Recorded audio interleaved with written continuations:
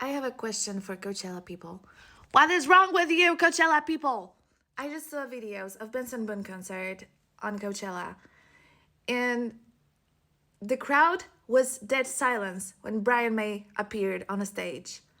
What is wrong with you? If Brian May would ever appear on a stage in Europe, the crowd would go insane. You don't understand how legend this artist is.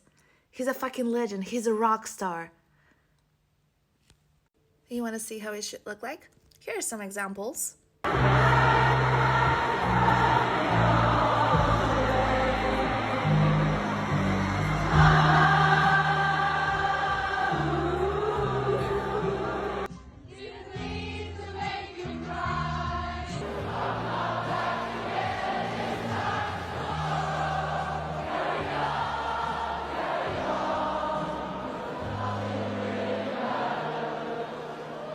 And keep in mind, it's even without Brian May on a stage.